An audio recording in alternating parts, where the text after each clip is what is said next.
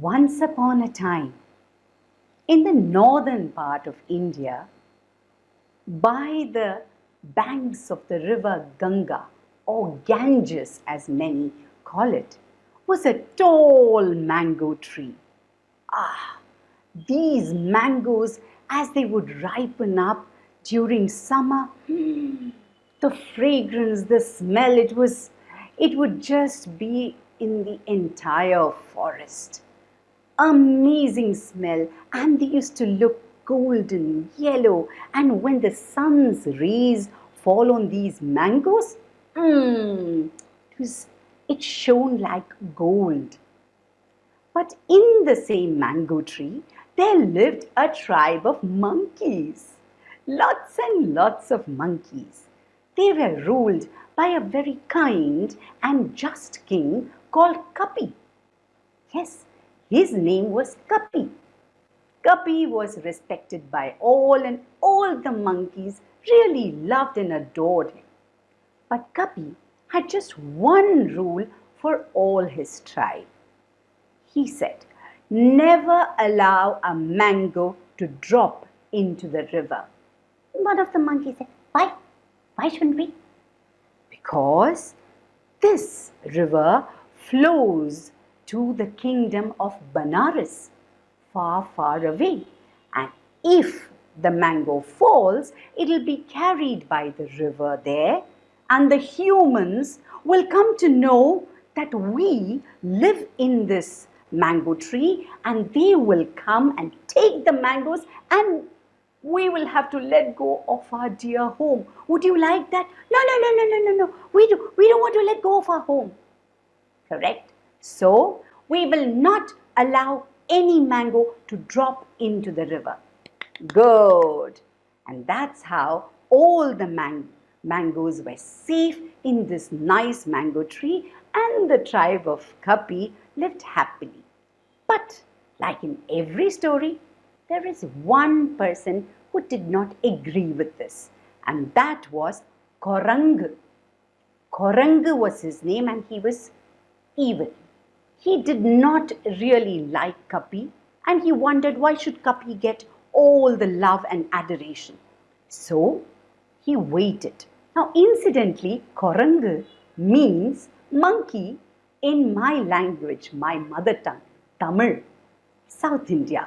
So Korangu waited for an opportunity, and the day came when a ripe mango fell right into the water. Blub, blub, blub. Korangu looked to his right. Korangu looked to his left. And he kept quiet because nobody was watching, and the mango fell into the water and got carried by the river. Now the mango got carried up to the city of Benares, the kingdom of Benares, where the next day morning a whole lot of fishermen were getting ready to go fishing. Hayya re hayya, hayya ho. Can you all children do this along with me? Hayya re hayya, hayya ho.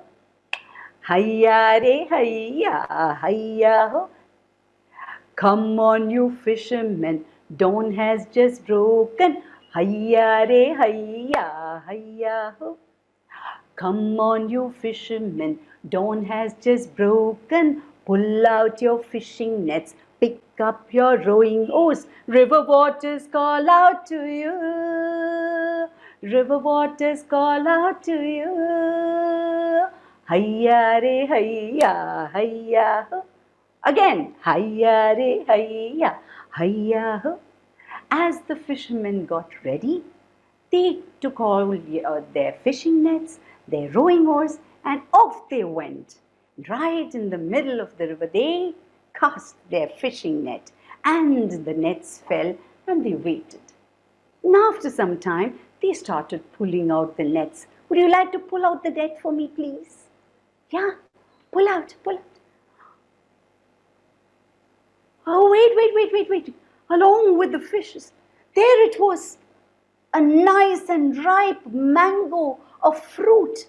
The fishermen didn't know what it was called, but there was an old fisherman who said, "This looks like a very, very delicious fruit. This should be given to the king. I'm sure he will be thrilled to see such a fruit. I've never seen one in my life before." And that's how they took this mango, wiped it out, put it in a nice muslin cloth, and off they went to the king's palace.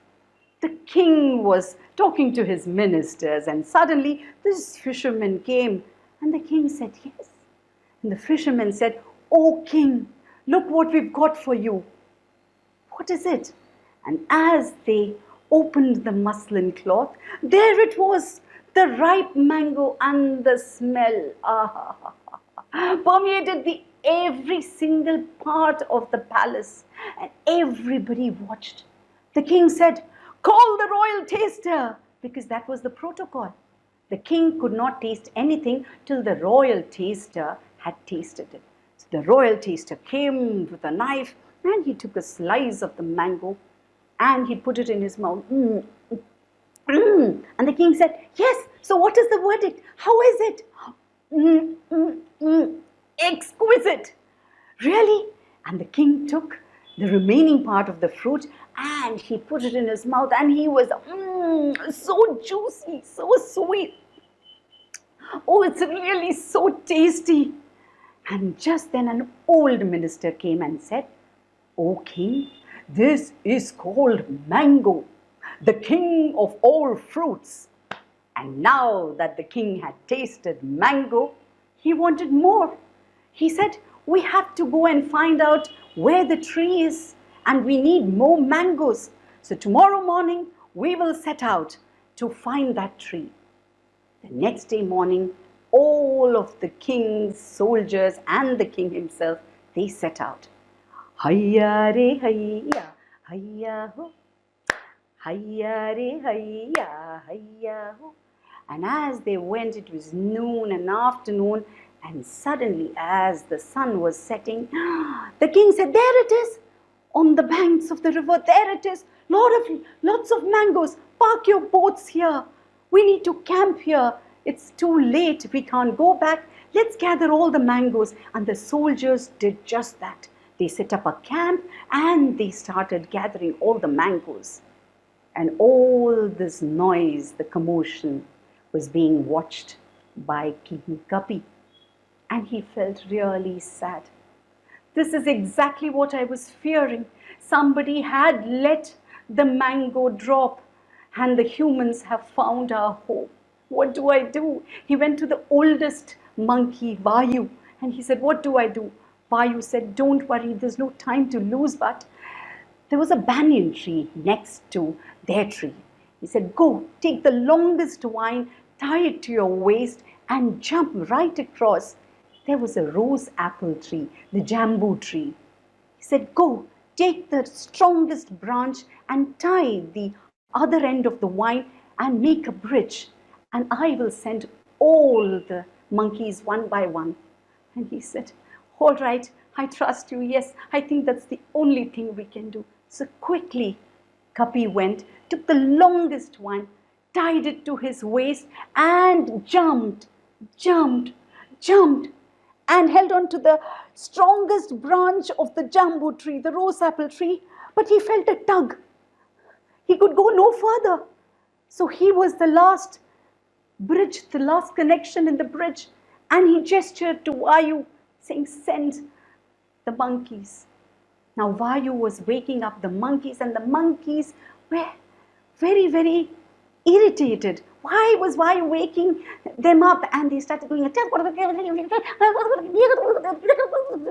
and this, the soldiers came to know. They said, "There are monkeys." And the king said, "These monkeys are going to attack us. Come on, shoot them down."